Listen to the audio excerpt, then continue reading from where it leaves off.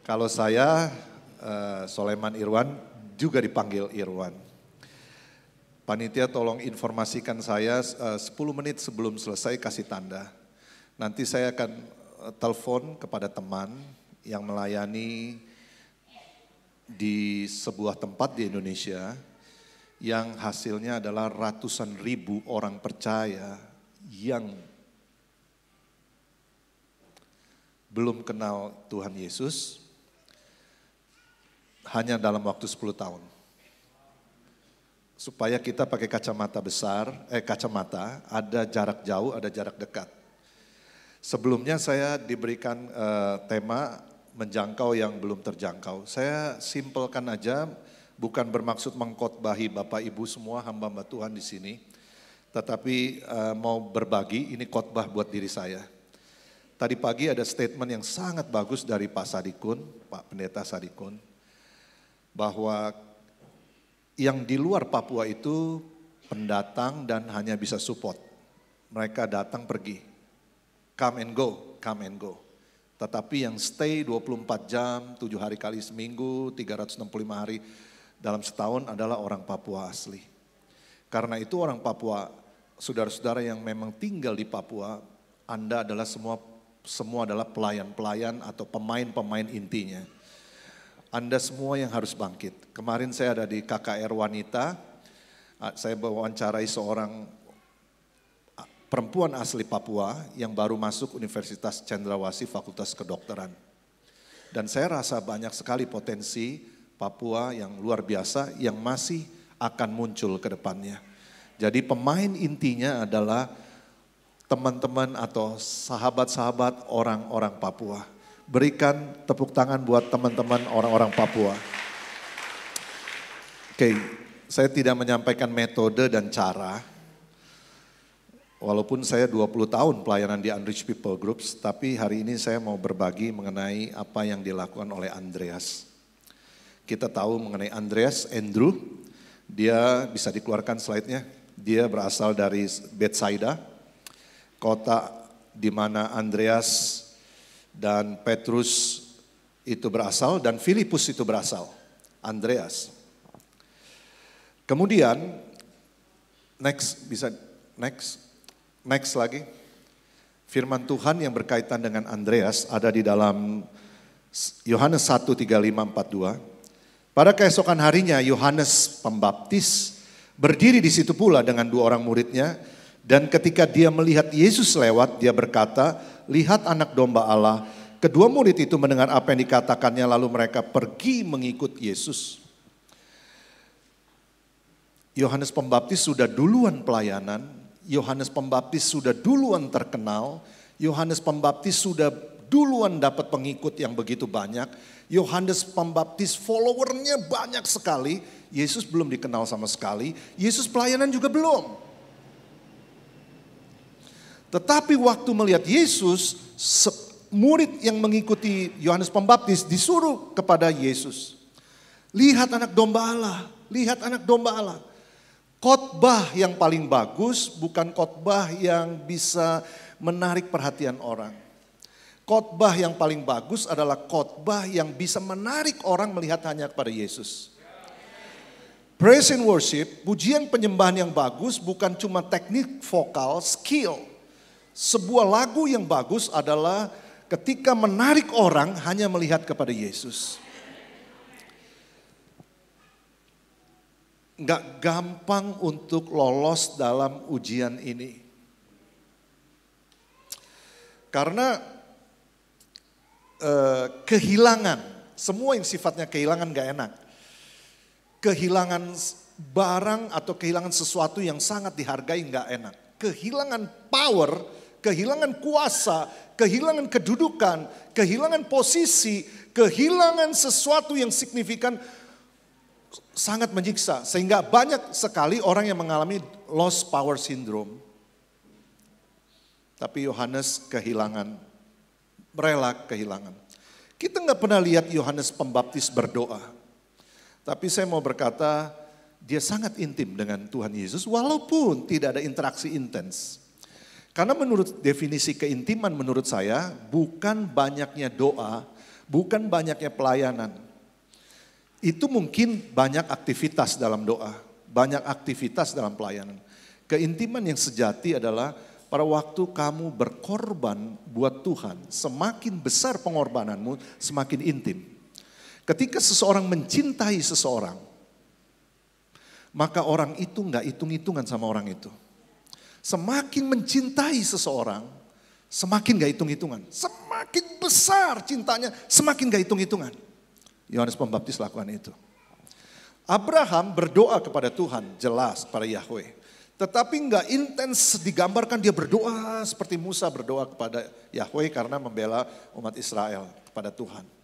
Tetapi waktu dia mau menyembelih Ishak, putranya satu-satunya, itulah the real intimacy, keintiman yang sejati. Dia rela berkorban untuk sesuatu yang besar. Yohanes Pembaptis nggak pernah nulis kitab suci. Saya sangat diberkati khotbah dari sharing dari pendeta Sugi Sitorus tadi mengenai kerendahan hati.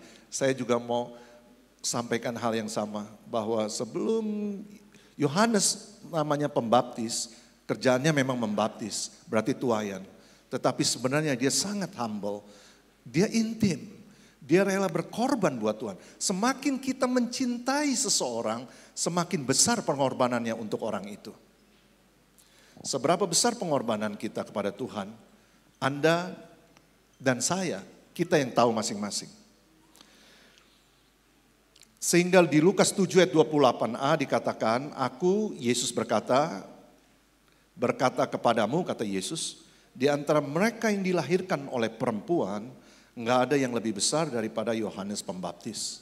Meskipun dia nggak pernah nulis kitab suci, menulis kitab, nggak pernah membelah laut, nggak pernah mati pun sangat menyedihkan, dipenggal. Jadi kalau ada dia sekarang di dunia modern atau postmodern ini, dia mungkin pengikutnya nggak bisa ada yang menarik untuk diikutin. Karena matinya juga dipenggal, lalu hidup dalam kesederhanaan, hidup dalam semuanya yang kekurangan. Tetapi dia sangat menarik perhatian kepada Yesus. Semua diarahkan kepada Yesus. Sehingga ada statement, biarlah dia harus makin besar dan aku makin kecil. Ketika khotbah kita menarik perhatian orang kepada Kristus, maka nggak usah takut gereja yang seperti apa buka di samping gerejamu, nggak usah takut. Selama firman Tuhan yang disampaikan adalah real dari hati kita, menarik perhatian kepada Tuhan, mengarahkan mereka semua pada Kristus, mereka sendiri encounter with Jesus. Sekarang kita kembali kepada Andreas. Sebelumnya, orang yang diperhamba diri sendiri tidak bisa dipakai secara maksimal menjadi hamba Tuhan. Perkataan ini dalam, tapi waktu saya sedikit, jadi saya mesti telepon orang, saya udah janjian. Rencana jadwal saya 11:30, tapi molor 3 jam. Jadi saya bilang, tunggu ya. Saya ada meeting pak. Ya tunggu sebentar. Yohanes 1 ayat 35 sampai 42. Tetapi Yesus menoleh ke belakang waktu Andreas mengikut dia. Dia melihat bahwa mereka mengikut dia lalu berkata, apa yang kamu cari? Biasanya kalau ada orang mau ikut, biasanya harus dibayi-bayin, dikasih hadiah, dikasih support, supaya mereka seneng ikut. Yesus langsung menoleh lalu tanya, apa motivasimu? Di sini Andreas berkata, Rabi, di mana engkau tinggal? Kalimat itu adalah kalimat yang sifatnya personal, intim. Tempat tinggal itu sesuatu yang intim. Di mana kamu tinggal? Dia berkata kepada mereka, mari kamu akan melihatnya. Cuma sampai melihat, kamu ikut, kamu lihat. Mereka pun datang dan melihat di mana dia tinggal. Dan kalimat selanjutnya menarik, hari itu mereka bukan cuma lihat, tetapi mereka tinggal bersama-sama dengan dia. Waktu itu kira-kira pukul 4. Saya rasa itu yang merubah histori dari Andreas. Karena dia tinggal, dia stay together, dia bersama-sama. Intimacy brings holiness. Next slide. Holiness brings authority. Authority brings victory. Keintiman kita melahirkan kekudusan. Semakin kita intim, semakin kita kudus. Semakin kita kudus, semakin kita intim. Semakin intim, lebih kudus lagi. Lebih kudus lagi, lebih intim lagi. Semakin intim lagi, lebih kudus lagi. Kekudusan dalam apa? Kekudusan dalam tahta. Kalau kita gembala, pemimpin, di tengah masyarakat urban, di tengah perkotaan, semua berlomba-lomba dengan sosial medianya, dengan pencitraannya, udah garisnya nggak jelas antara meninggikan siapa dan siapa yang ditinggikan. Kekudusan dalam ketenaran, kekudusan dalam penggunaan, dalam penonjolan diri, kekudusan tergantung dari keintiman. Keintiman bukan dari aktivitas rohani, keintiman dari berapa besar pengorbanan untuk Tuhan, pengorbanan yang tidak dilihat. Waktu Abraham mau menyembelih Ishak, tidak ada satu orang pun melihatnya. Intimacy brings holiness. Susah sekali untuk hidup kudus, susah. Kalau tidak ada intimacy dengan Tuhan. Karena kekuatan bukan dari daging, tapi dari spirit yang ada di dalam kita. Intimacy brings holiness. Semakin holy, semakin full authority. Semakin kita hidup kudus, semakin besar otoritas yang kita miliki. Semakin besar otoritas, maka semakin besar kemenangan yang tercapai. Tadi pagi kita dengan kesaksian Pak Bambang Yonan. Saya bertemu beliau di Sumatera berdoa di Palembang tahun 2003 sebelum tsunami. Saya tahu bagaimana doa di sana dan bukan cuma aktivitas ya. Mereka melihat manifestasi mujizat Tuhan, kuasa-kuasa Tuhan. Keintiman dibangun menghasilkan kekudusan. Kekudusan dibangun menghasilkan otoritas. Otoritas kita menghasilkan kemenangan. Kudus dalam penggunaan uang. Kudus dalam penggunaan uang.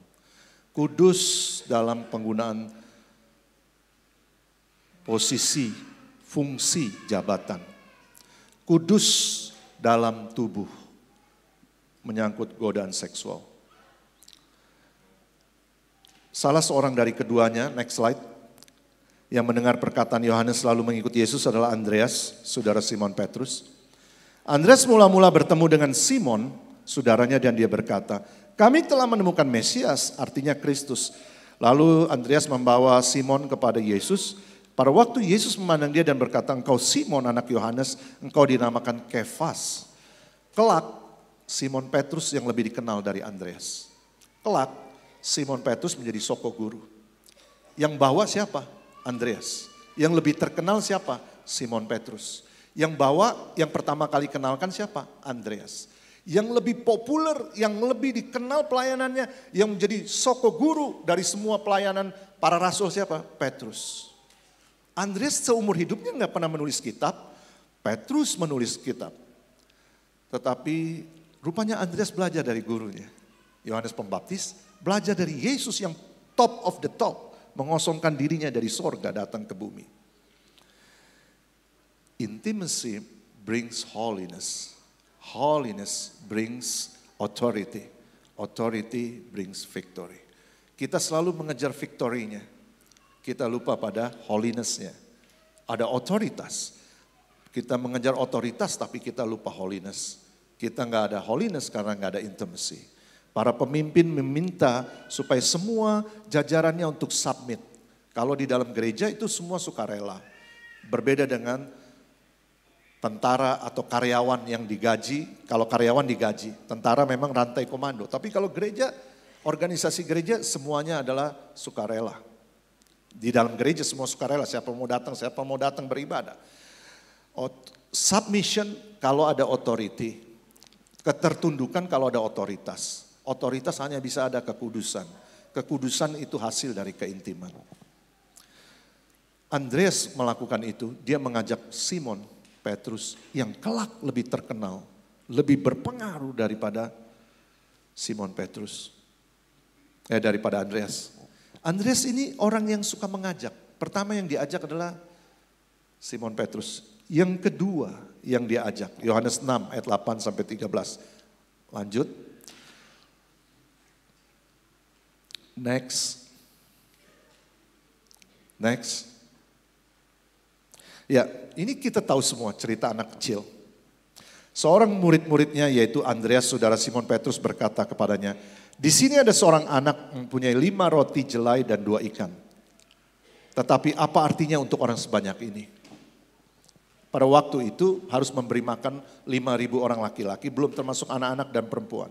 Scholars mengatakan ada kemungkinan 20.000 orang. Harus memberi makan 20.000 orang pada jam 6 sore kurang lebih. Pada saat itu juga kalau ada restoran pun gak cukup.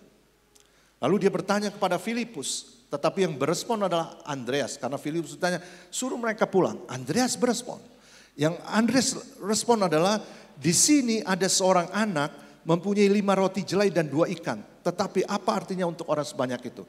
Kalau saya bawa anak saya pada saat itu, maka anak saya juga udah lapar. Karena orang dewasa aja udah lapar, apalagi anak kecil.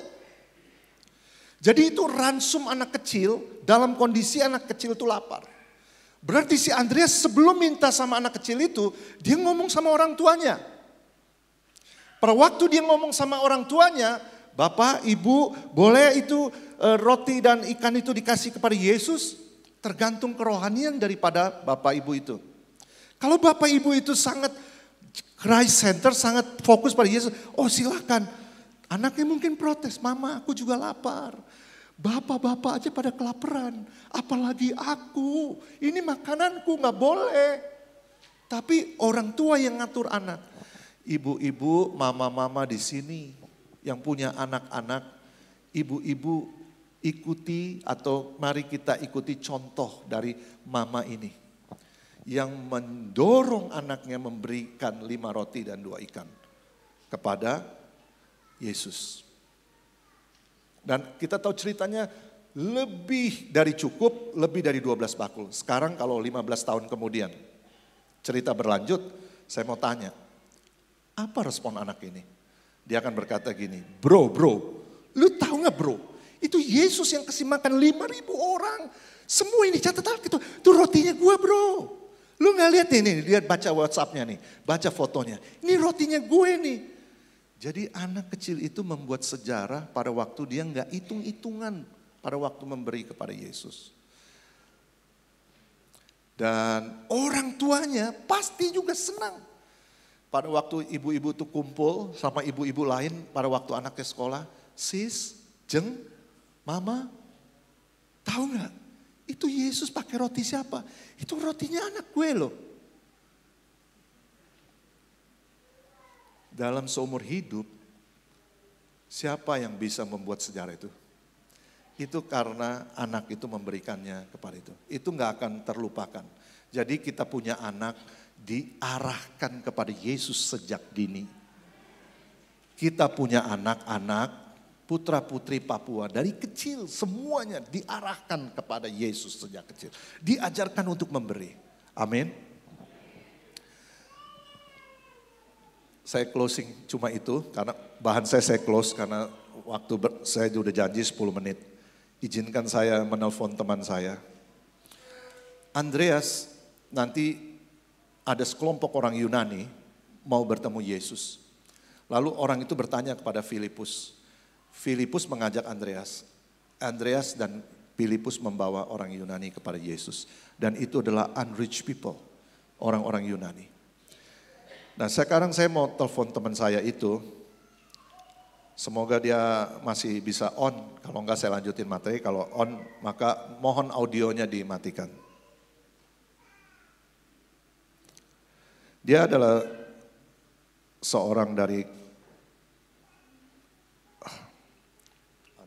yes, bisa ngomong? Ya, bisa ngomong? Bisa Pak Irwan. Oke, Pak Yes. Ini saya ada di tengah-tengah hamba-hamba Tuhan, anak-anak Tuhan di Papua. Pak Yes, ya, Pak. Bisa cerita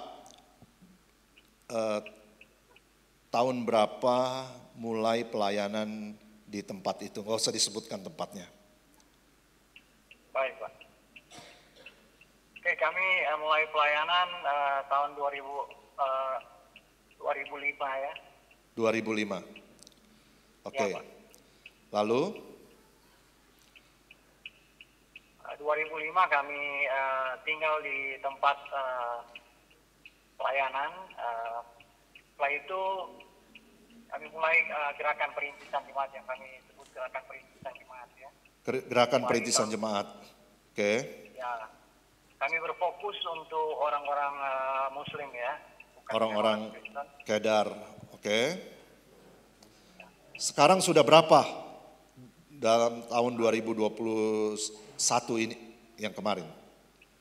Sekarang kalau mau dihitung kami sudah sampai di generasi 31 Pak Irwan. Generasi ke-31. Berarti kira-kira berapa total? Kurang lebih 250-an Pak Irwan. 250 apa? Orang percaya. 250 orang atau 250 ribu? 250 ribu orang percaya Pak. 250 ribu orang percaya. Dari 250 ribu orang percaya itu, apakah ada yang orang Nasrani? Sama sekali tidak ada, karena kami berfokus untuk menjangkau kelompok ini ya. Baik, jadi dari 250 ribu, kurang lebih ada 20 ribuan jemaat rumah Pak. 20 ribu jemaat rumah atau 20 ribu komunitas sel. Oke Pak, yes, terima kasih. Nanti kita lanjut lagi. Makasih. Terima kasih Pak Irwan. Saudara-saudara, tetap audionya dimatiin ya. Itu gerakan yang terjadi di Indonesia. Jadi kalau dibilang 250 ribu betul-betul real. Karena saya bertemu dengan orang-orang biasa. Orang-orang sederhana, kalau ketemu di pinggir jalan, dipikir itu orang pedagang asongan. Kami bertemu di Menteng sebelum bom Sarina terjadi. Duduk di kursi, di meja-meja, duduk di sebuah tempat. Lalu saya wawancara, di bawah saya ada 1.500 jemaat. Orang sederhana dan semuanya bukan orang latar belakang Kristen. Mereka pengikut Isa Al-Masih, pengikut. Mereka ikut percaya Matius, percaya sampai Wahyu, mereka punya kitab suci, mereka dibaptis, semuanya sama. Cuma mereka tidak bisa pergi ke gereja seperti kita bekerja. Nah, jadi di dunia, di seluruh dunia, hari-hari ini ada 13 gerakan besar yang sudah berlangsung 10 tahun. Dinamakan gerakan kalau ada 10.000 minimal orang percaya yang dibaptis. Jadi kalau cuma 100 belum dibilang gerakan. Ini menurut tokoh-tokoh misi ada 13 gerakan di seluruh dunia hari ini. Dari setiap 13 gerakan itu ada Ethiopia, itu artinya gerakan perintisan jemaat 10.000 minimal. Jadi ada yang 20.000, kayak rekan ini mencapai 250.000, nah itu dibilang gerakan. Di India terjadi. Dan saya mau berkata di Indonesia ada 3 gerakan.